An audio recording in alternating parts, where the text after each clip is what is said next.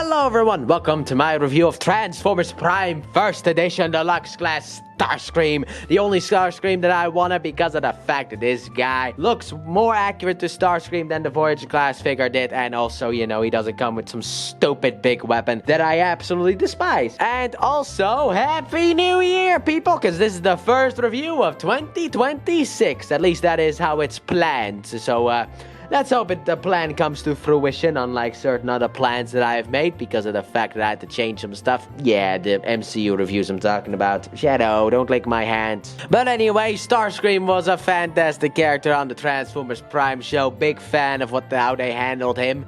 And then they had him turn back into a Decepticon and actually be loyal. Like, I like how they did all of the Starscream things the Starscream could do. Like, Starscream was like trying to overthrow Megatron behind the scenes because he in no way has any power in order to actually overthrow Megatron. Then afterwards he tried to be a good guy, but then it was revealed, you know, that he kind of killed Cliffjumper, and yeah, that wasn't really RC's favorite day, so then he didn't really get to do that either. So then he decided to become a solo act, which also didn't work, and then he came back to Megatron to actually serve him, which I thought was actually a pretty cool thing.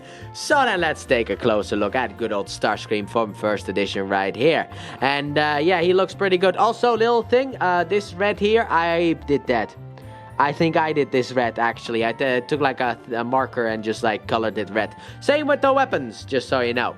This figure is not red originally, but like, it's better than the gray plastic because he is supposed to have red there. But anyway, look at the very nice looking head sculpt with the smirk. Man, I miss it when Transformers figures actually had expressions in the head sculpt instead of your generic like scowl or whatever. But still, very nice. I also like how this whole thing kind of achieves the whole hunchback thing that he had within the show as well. Big fan.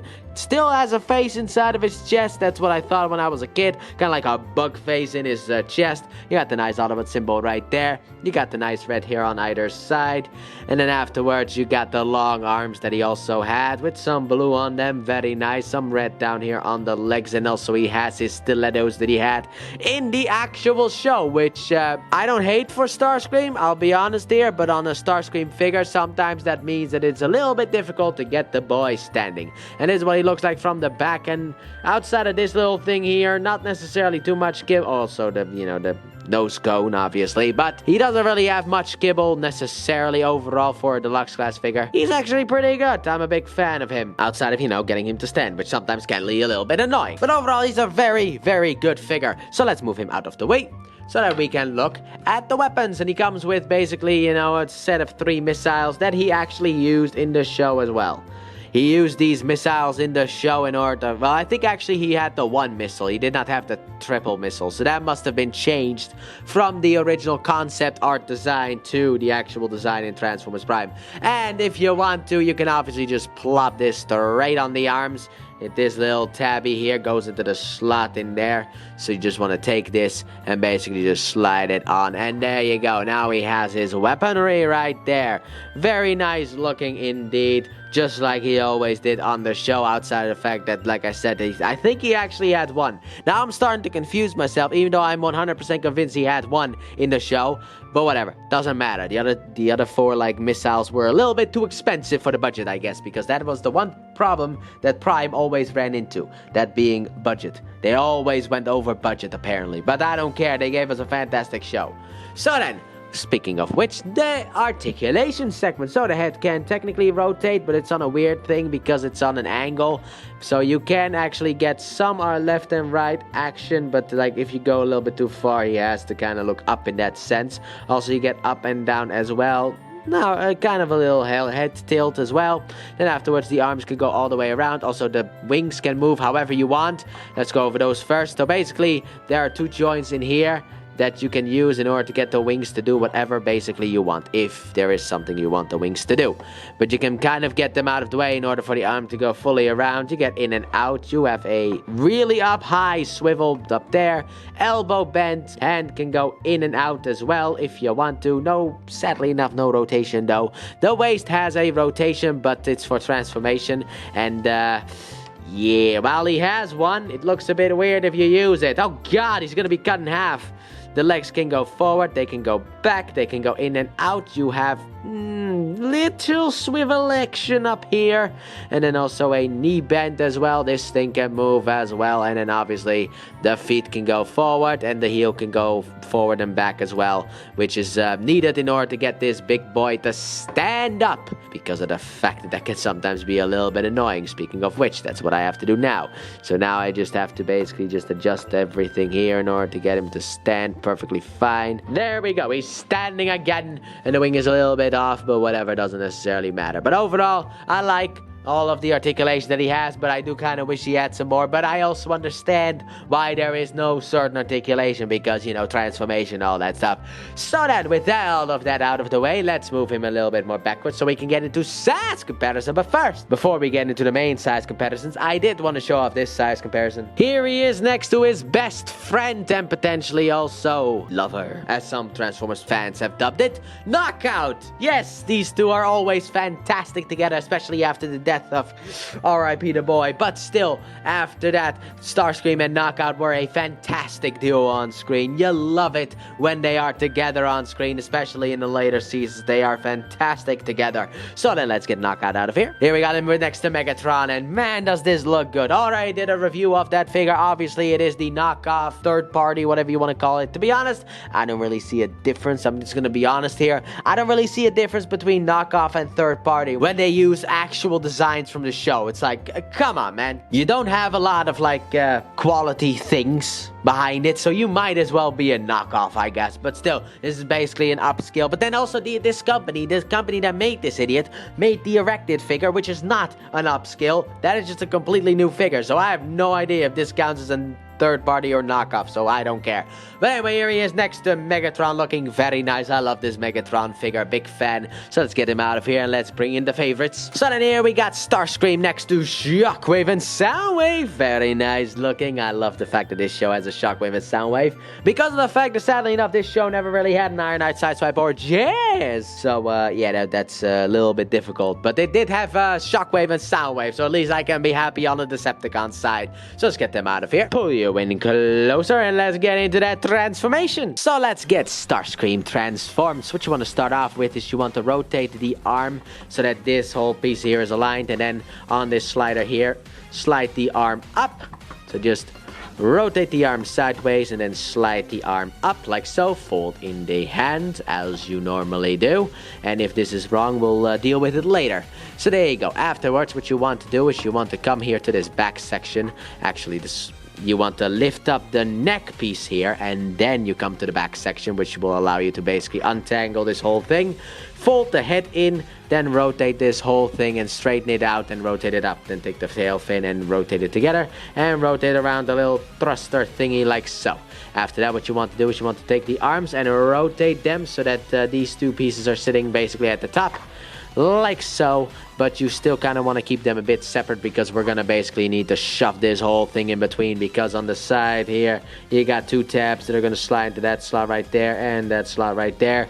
And yeah, it's going to be potentially annoying to do. So basically lift this up and then get it aligned, tab it in, but also you want to get the thruster over the hand pieces here, because that is how this whole thing fits together. There you go. And then to finish this off, what you want to do is you want to take the wing, hinge it up, and then tab it in. So with the double hinge it up, and then just tab it into place. There you go. That is the back of the jet fully done, and also most of the transformation.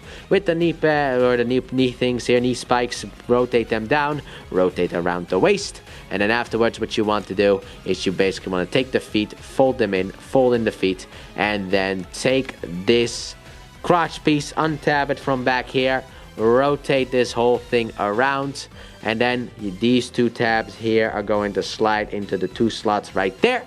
So you basically want to take this and just rotate this in order to be able to keep the legs together. But tap that in, and then afterwards on the side here you have a slot that this tabby here is going to slide into, and same thing on the other side. So basically you want to line this whole thing up, tab it in, tab it in on the other side as well if you can. Also, there is actually a tab down here that goes into the thigh as well, so we'll get that in too and get this whole thing together like so. And then to finish it off, obviously you can take the weapons and put them under the wings. Obviously you got a big hole, big tab. Just tap this whole thing together like so. And then bam, boom, here we have good old Starscream in his jet mode. So here we got Starscream in his jet mode, and I love how, you know, he has that whole hunchback in robot mode. It completely vanishes in jet mode. I love that stuff. And he's a very cool Starscream looking jet with legs on the bottom. Yeah, these are just his legs. You can I mean, the dude's not even, I mean, he's trying to hide it, trying to blend it in with the colors and all that stuff, but come on, dude, your feet are right there.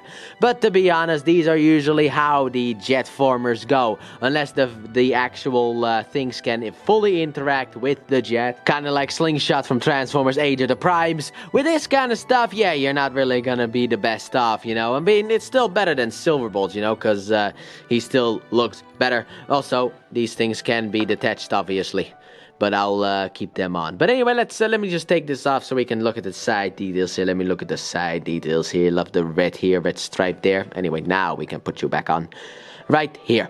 But anyway, here we got the front of the jet looking very nice. Kind of wish this was painted, but it's soft plastic, so maybe that's a bit difficult to paint. You got the face right there, the face of Cthulhu. Right there, with also a Decepticon symbol. I don't even know if people remember Cthulhu. That was like a South Park thing, I think. But anyway, you have to also, forgot to say it, you have to fold out these pieces as well. I just realized that they were not folded out, but you have to fold them out as well, like so. But anyway, here you got the whole back of the jet. You got the tail fin right there. You got the other, like, little finnies right here on the side. Very nice indeed. The big thruster here at the back. You love to see it. But I just love how this whole thing works. I'll just say that right now. I love how this whole thing works. The hunchback into like an actual straight jet instead of being like hunchback. It's just wonderful. You love to see it. Also the cockpit here, sadly enough, does not open. But on a budget like this, that would not even be possible.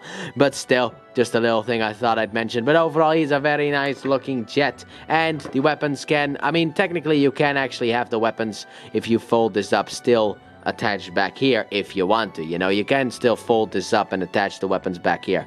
This is still a possibility, but no. These are supposed to be the back wings, so we're just gonna fold these out. Sadly enough, I did not show that in the Transform It. Once again, in the reverse transformation, I'll make a note of that to mention that. So, then we just put these back on, and then let's go then straight into SAS comparisons. So, starting off, the leader himself. Here we have Starscream next to Megatron, and man, I understand why Starscream is always such a coward. Look at how huge he is next to Starscream.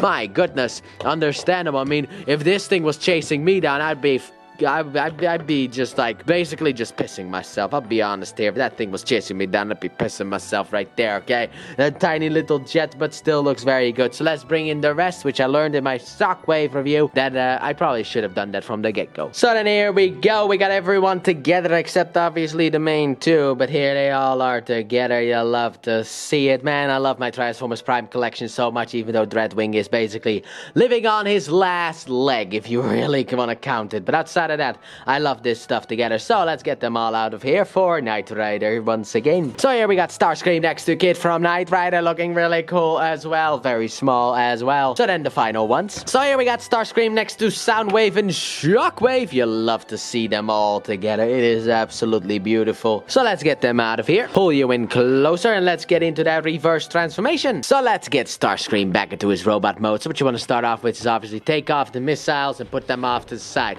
After that, what you want to do is you want to untap the wings from in here, just to do that. Then afterwards, come to the bottom here, untap the feet from back here and also up there. But if you push on this, this off to the side, it will untap automatically. Take the crotch piece here, untap it, rotate it around, and then double hinge it up so that you can tab it back in there. And there we go. Just a little waist rotation later, and we got a bit of a hunchback once again.